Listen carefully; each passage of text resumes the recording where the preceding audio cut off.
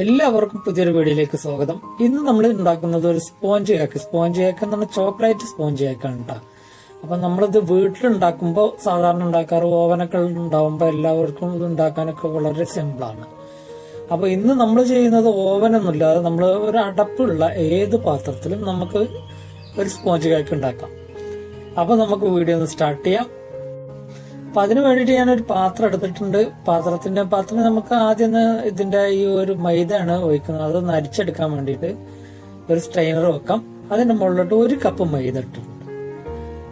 1 കപ്പല്ല, ഇതിന് 1/4 കപ്പാണ് വേണ്ടത്. ഞാൻ ഇപ്പൊ നിങ്ങളെ ഒരു അളവ് കറക്റ്റ് ആയിട്ട് അറിയാൻ വേണ്ടിയിട്ട് 1 കപ്പ് എടുത്ത് ഇനി അതിൽ നിന്ന് നമുക്കൊരു 1/4 കപ്പോളം മൈദ നമുക്ക് അത് തിരിച്ചെടുക്കാം.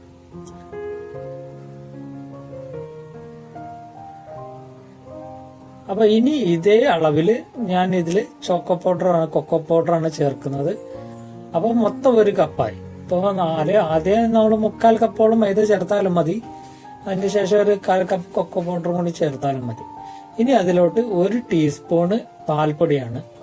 പാൽപ്പൊടി ചേർക്കുമ്പോൾ കേക്കിന് ഒരു പ്രത്യേക ടേസ്റ്റ് വരും. അതേപോലെ 1 ടീസ്പൂണ് ബേക്കിംഗ് പൗഡറാണ് കേട്ടോ. ബേക്കിംഗ് സോഡ അല്ല, ബേക്കിംഗ് പൗഡർ 1 സ്പൂണ്. 1/4 ടീസ്പൂണും ബേക്കിംഗ് സോഡ. അതിനുശേഷം ഒരു പിഞ്ച് ഉപ്പും കൂടി ചേർക്കാം. ഇനി ഇത് നന്നായിട്ടൊന്ന് മിക്സ് ചെയ്ത ശേഷം അതിൽ എല്ലാം പാടെ ഇതിന്റെ ഈ പൗഡറും എല്ലാം നമ്മൾ ബേക്കിംഗ് സോഡ എല്ലാം പാടെ ഒന്ന് മിക്സ് ചെയ്തെടുക്കാം. ഇത് നമ്മൾ ഒരു 2-3 പ്രാവശ്യം ചെയ്താൽ അത് കറക്റ്റ് ആയിട്ട് മിക്സ് ആവുള്ളൂ കേട്ടോ. ഇപ്പൊ ഇത് കണ്ടോ, ഇതുപോലെ ആയത് ഞാൻ ഒരു 3 പ്രാവശ്യം ചെയ്തിട്ടാണ് ഇതുപോലെ നന്നായിട്ട് മിക്സ് ആയത്. അപ്പൊ നന്നായിട്ട് മിക്സ് ആവണം. അപ്പൊ ഇത് ഒരു സൈഡിലോട്ട് മാറ്റി വെക്കാം. ഇനി നമുക്കതിന് മുട്ട ഒന്ന് അടിച്ചെടുക്കാം. അപ്പൊ അതിന് 4 മുട്ട എടുത്തിട്ടുണ്ട്. 4 മുട്ട ഞാനൊരു സ്റ്റീൽ ബൗളില് ഒഴിച്ചു വെച്ചിട്ടുണ്ട്. ഇനി ഇത് നമുക്ക് നന്നായിട്ടൊന്ന് ബീറ്റ് ചെയ്തെടുക്കാം.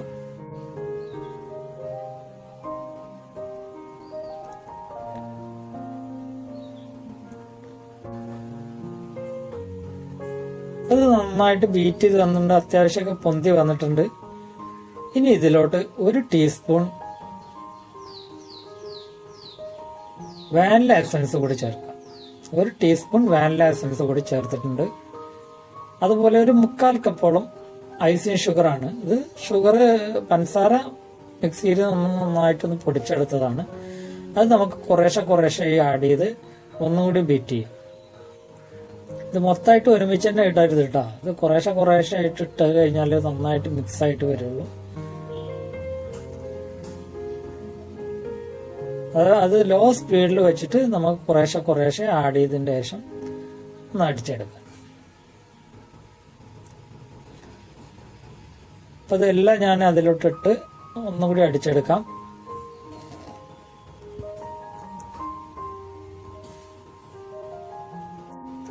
അത് നന്നായിട്ട് അടിച്ചെടുത്തിട്ടുണ്ട്. ഇനി അതിലോട്ട് ഒരു 1/4 കപ്പ് ഓയിൽ ഒഴിക്കുന്നുണ്ട്. ഞാൻ സൺഫ്ലവർ ഓയിൽ ഒഴിക്കണം കേട്ടോ. സൺഫ്ലവർ ആണ് ഏറ്റവും നല്ലത്. അത് ഇതേപോലെ തന്നെ കുറേശ്ശെ ഒഴിച്ച് നമുക്കതൊന്ന് അടിച്ചെടുക്കാം.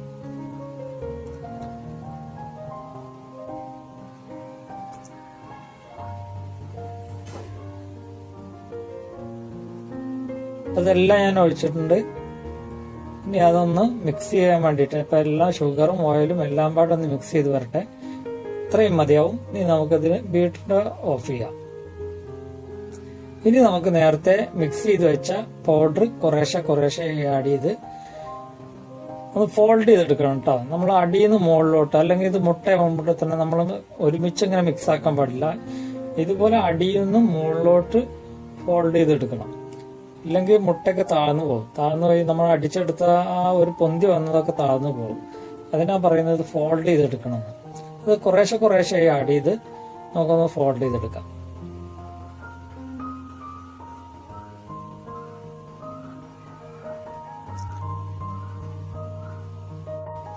അപ്പൊ ഇതെല്ലാം അതിലോട്ട് ഇട്ടിട്ടുണ്ട്. ഇനി ഇത് നന്നായിട്ടൊന്ന് മിക്സ് ചെയ്തെടുക്കാം.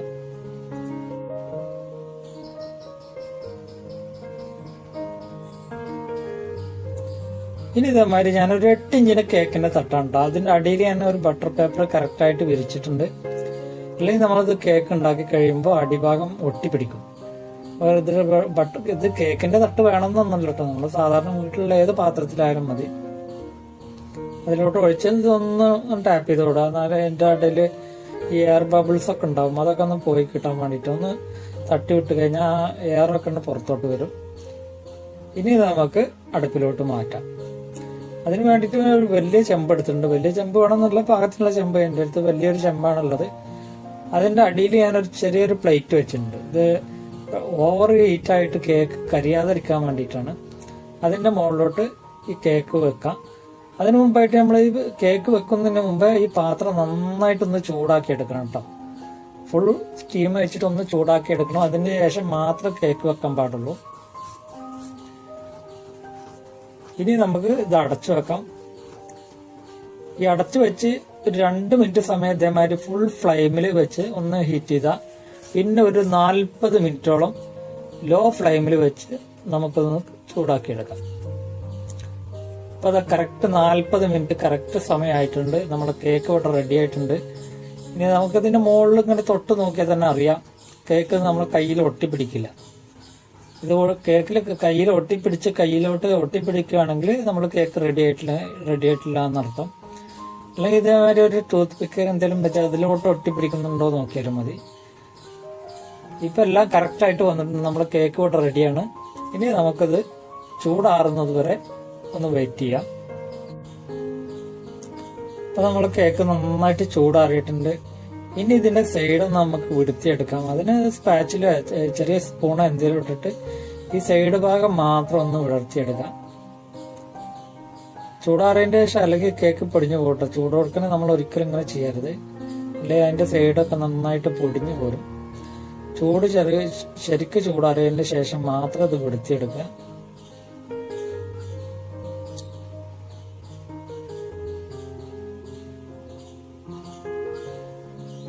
വളരെ സിമ്പിളായിട്ട് വരുന്നുണ്ട്. ഇനി ഇതേമാതിരി ഒരു പ്ലേറ്റിലോട്ട് കമിഴ്ത്തി വെച്ച് നേരെ കമിഴ്ത്തിയാൽ മതി. നമ്മുടെ കേക്ക് ഇവിടെ റെഡി ആയിട്ടുണ്ട്. ഇനിയിപ്പോൾ ഇതിന്റെ മുകളിൽ കാണുന്ന ഈ ബട്ടർ പേപ്പർ നമുക്കൊന്ന് അടത്തിയെടുക്കാം. വളരെ സിമ്പിൾ, വളരെ നൈസ് കേക്ക് ഇവിടെ റെഡി ആയിട്ടുണ്ട്. അപ്പൊ നിങ്ങൾക്ക് എല്ലാവർക്കും വീഡിയോ ഇഷ്ടപ്പെട്ടെന്ന് കരുതുന്നു. വീഡിയോ ഇഷ്ടപ്പെട്ടു കഴിഞ്ഞാൽ വീഡിയോ ഷെയർ ചെയ്യുക, ലൈക്ക് ചെയ്യുക. എന്തെങ്കിലും ഫീഡ്ബാക്ക് ഉണ്ടെങ്കിൽ കമന്റ് ആയിട്ട് അറിയിക്കുക.